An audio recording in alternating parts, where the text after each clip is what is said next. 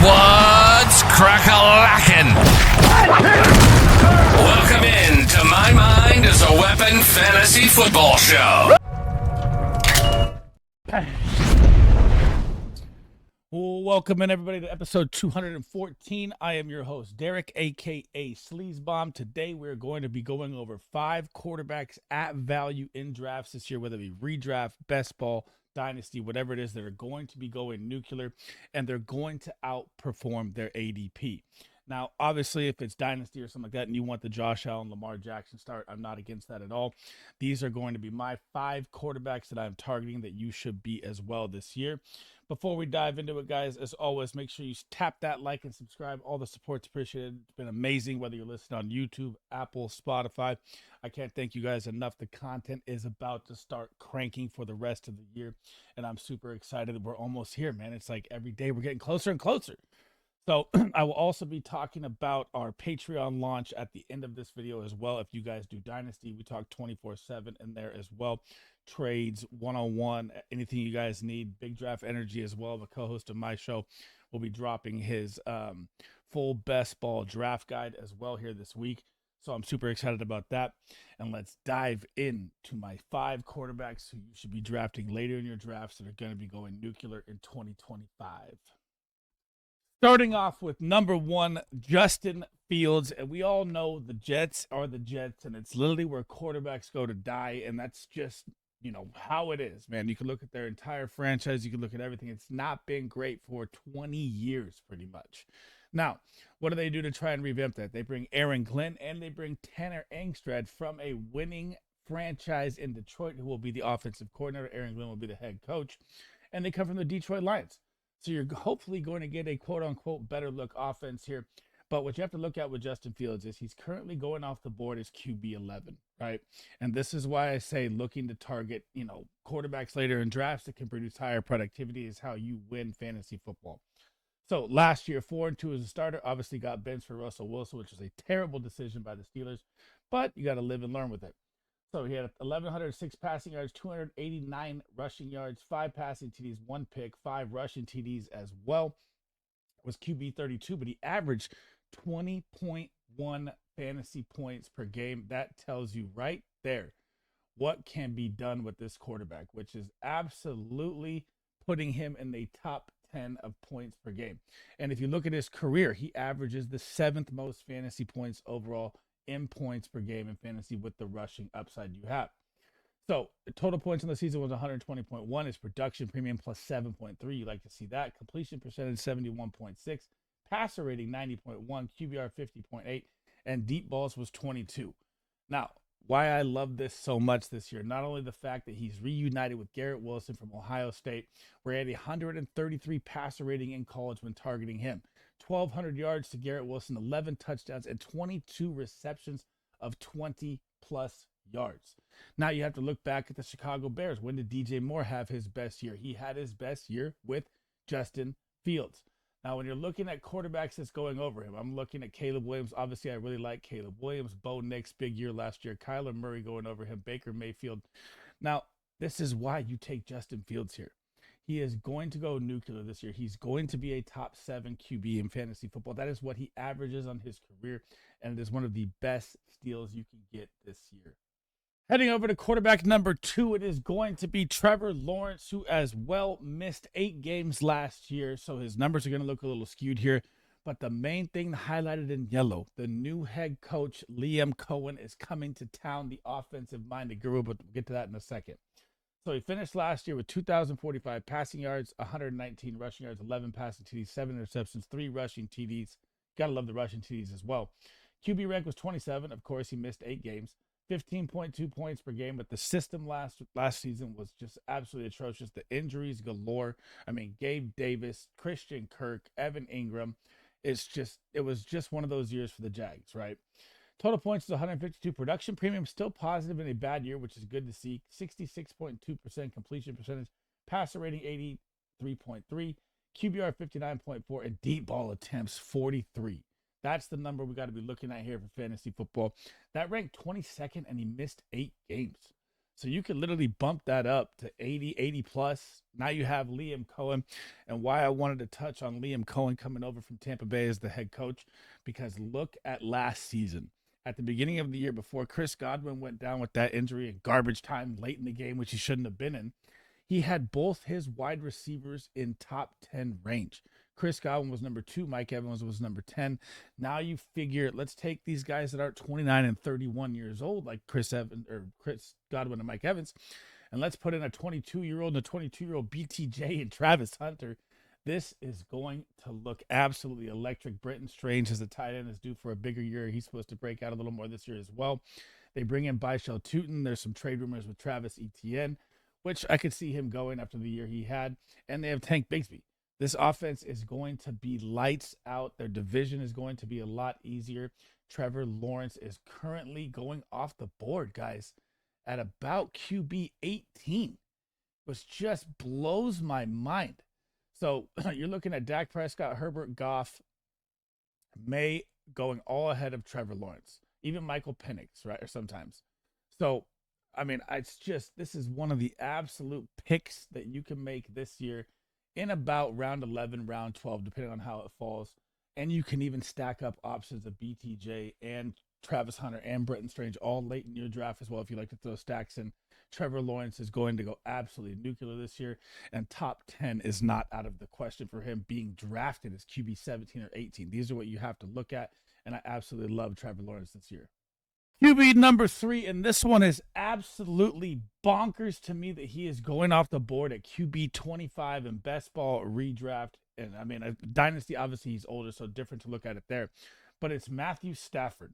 And looking at last year, so you just think about this right now. Last year, their offensive line was shambles. Cooper Kupp injury kind of played it slow down the stretch. Puka Nacua was injured, and he was QB 19, right? 3,762 passing yards, 41 rushing yards. He's not going to rush much at his old age. 20 passing TDs. I expect that number to go 10 plus this year. Interceptions, 8. Rushing TDs. I don't see many there. 13.9 points per game, 226 points in the season. Production premium still positive. Completion percentage 69.5%. Passer rating 90.4. QBR 64.2. Deep ball attempts 50.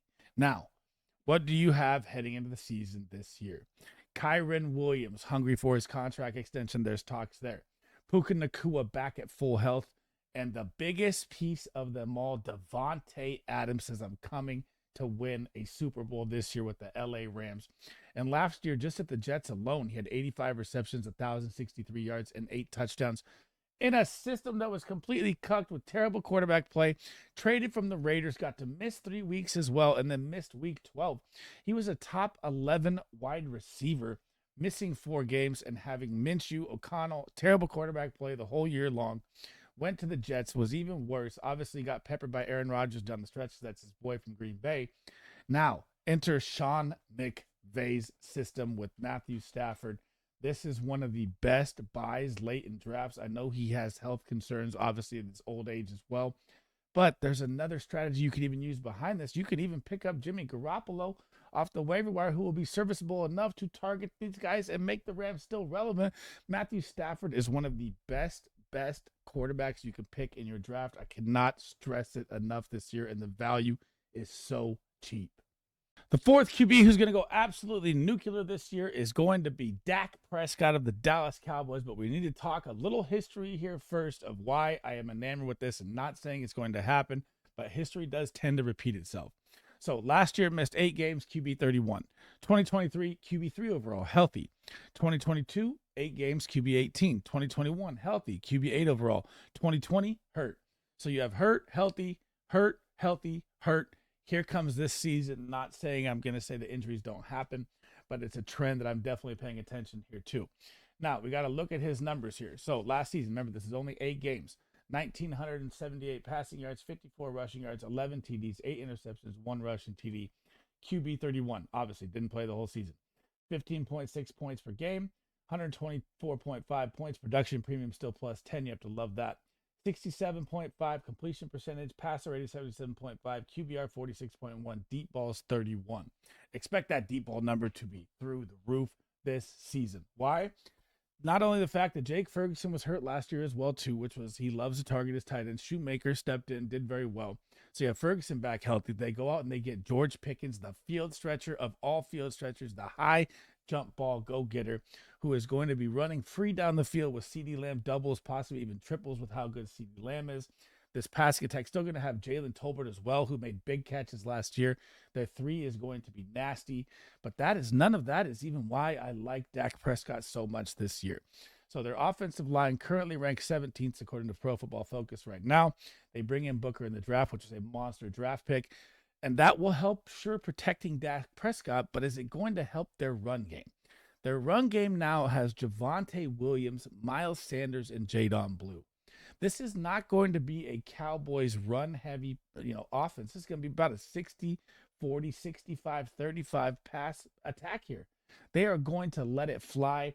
Do not sleep on the fact that Dak Prescott is your QB 15 off the board right now and has possible dark horse MVP implications, and top 5 is not out of the question this year. Number 5, who's last but not least, that is going to go off this year, is going to be the second-year starter out of North Carolina, and Drake May, who is currently going off the board at QB 17. And it doesn't make any sense to me why he's going this late off the board. Now, let's talk about last year. 2-9 as a starter, played 11 games. The Pats were in shambles. Whole new system coming in. Defense revamped, going to get them the ball a ton this year. The defense is going to be lights out. But 2,276 passing yards, but the rushing yards is what you look at in fantasy football. 421 rushing yards, 2 TDs to go along with that as well. 15 passing TDs, 10 interceptions. You hope those numbers come down. QB rank was 23, 13.4 points per game, 187 points on the season. Production premium was positive. You like that. 71.3 completion percentage, 87.5 passer rating, 59 QBR, and deep balls were at 33. But what we have to look at here now, moving ahead here, what do they do? So we already talked about the defense and how much better the defense is going to be this year. They go out and they get Stephon Diggs, but we may have to wait with the update coming today. We don't know for sure yet if Stephon Diggs is going to be out there week 1 or week 4. They could possibly put him on a 4-week IR stint, which would give their rookie Kyle Williams time to shine. Maybe Jalen Polk. Hopefully they put Javon Baker out there one time. Hunter Henry still going to be a focal point, security blanket for them as well. But they also bring in Travion Henderson, the game-breaking running back, to go along with Ramondre Stevenson. And what does Travion Henderson thrive at, as well as Ramondre Stevenson? Pass-catching ability. Now, in McDaniel's offense, it could be a sluggish start with 4 games, without your superstar, without your, I guess you could say superstar. He was wide receiver 8 last year in Stephon Diggs until he went down in Houston. But he's older. I'm not going to say superstar, but I am going to call him their focal point, who's going to get peppered with targets galore.